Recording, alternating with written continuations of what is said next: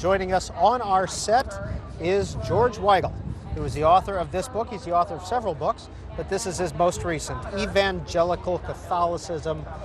Mr. Weigel, what is Evangelical Catholicism? It's the Catholicism that's being born in the 21st century out of a 125-year reform period in the history of the Church that accelerated at the Second Vatican Council 50 years ago, was given, I think, a definitive form by Pope John Paul II and Pope Benedict XVI.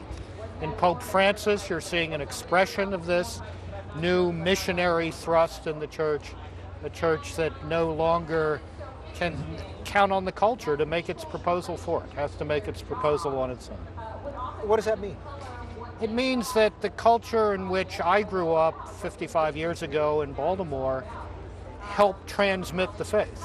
That is not the case anymore. You can't walk through any mall in suburban Washington and not have Christian convictions assaulted orally, visually, every other way.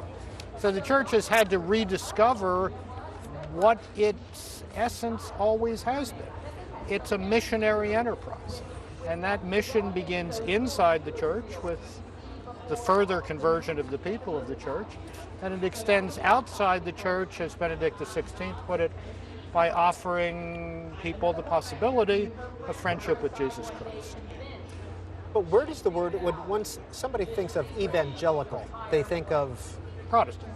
They think of Protestant, but they also think of maybe a little more fervent. Yeah. Well, there's nothing wrong with fervor. The word evangelical obviously comes from the word evangel, which is the word for gospel.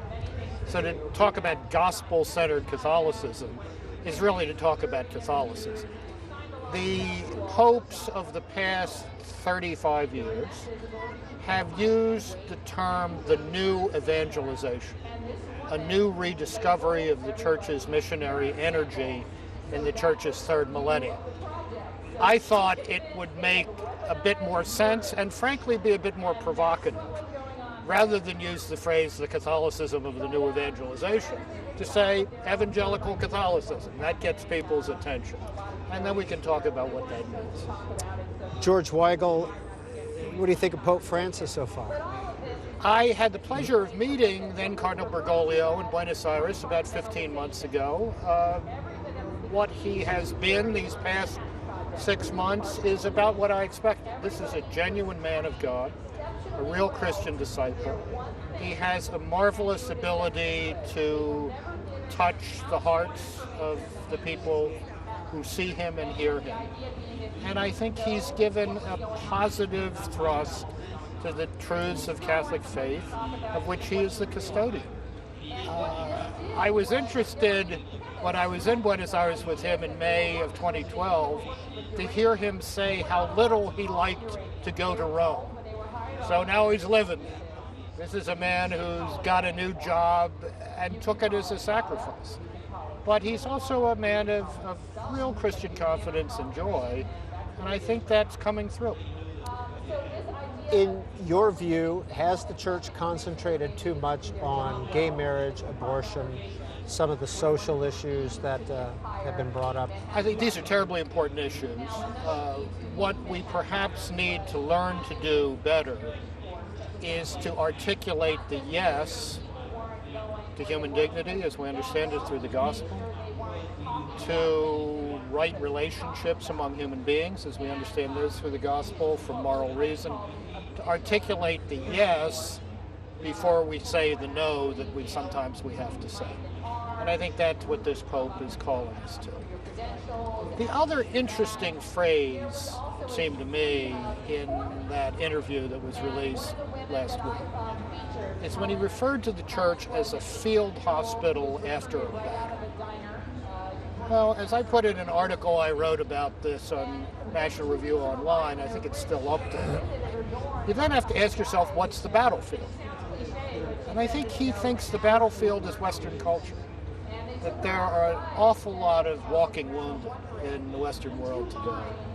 People who have been betrayed by false promises of happiness, who may be somewhat embittered, who are carrying burdens of guilt that they don't know how to deal with. And if the Church can offer the mercy of God friendship with Jesus Christ to those walking wounded, it's going to be doing exactly what it ought to be doing. 202 is the area code, 585-3890 if you'd like to participate in our conversation with George Weigel and you live in the East and Central time zones. 202-585-3891 for those of you in the Mountain and Pacific time zones. George Weigel, you've studied and written about the Catholic Church for a long, long time. In all these interviews and articles about Pope Francis, it always comes up that he's trying to, quote unquote, get through the bureaucracy or change the bureaucracy. Is there a big bureaucracy in Rome, and has it become stilted? It's remarkably small, actually. I mean, I think people have these Da Vinci Code images of this vast Pentagon-like structure. About 3,000 people work in the Vatican. About 40 of them actually have something to do with what we would call policy in government terms. So in that sense, it's not too big. What it is disorganized. It reflects a certain cultural bias given where it is. Nothing gets done in a hurry. The communications are not adequate to the 21st century. And this Pope was elected in part to straighten that out, and I think he's going to do that. When I mentioned a moment ago that he said he didn't really like to go to Rome when he was the Archbishop of Buenos Aires, I think what he meant was that it's just awfully difficult to deal with. And it shouldn't be that way. This should be a lean, mean, effective, communication-savvy operation. And if over the next 5 or 6 years he can begin to gradually nudge the apparatus in that direction, an apparatus in which I have to say there are some very, very talented people working, whose efforts are often frustrated by the cultural milieu in which they work, then the Pope will have done exactly what he was elected to do. Mike, Port St. Lucie, Florida, good afternoon. You're on the air with George Weigel, author of this book, Evangelical Catholicism. Please go ahead. I grew up a Catholic, and years ago, you knew the priest. He came to your house. Today, it seems they were all interested in protocol and all sorts of stuff, except that the parishioner and in Jesus' teachings. I mean, if you look at when the nuns taught me, and they were great with discipline, but they also told me what love was. Today, I don't see any of that. I see a lot of anger and hate and what kind of uniform I got on, or you got to dress with it. It's not the same. And I think Jesus was a working guy, not a cardinal or something. Thank you, sir. George I'm Weigel? not sure what the question was, but I think it was just comments. And yeah, I think if our friend would get out and see the lives of Catholic parishes in his neighborhood today, he will find priests, religious sisters, and now lay people in large numbers taking responsibility for the life of the Church. The Catholic Church in the United States, which, as we all know, has had all sorts of problems in recent years, is nonetheless the most vital and vibrant Catholicism in the developed world. And that is very good news, I think, for the future. next call is from Dennis in Lake Worth, Florida. Dennis, you're on Book TV. Mr. Weigel, glad to see you on C-SPAN today. By the way, you were on a radio show that I did a couple of years ago, but I don't expect you to remember that. What I'm about to say, I hope it doesn't conflict with what Pope Francis has said. But number one, I think we all kind of know that the way Catholics have the ability to determine the outcome of political elections in the United States of America.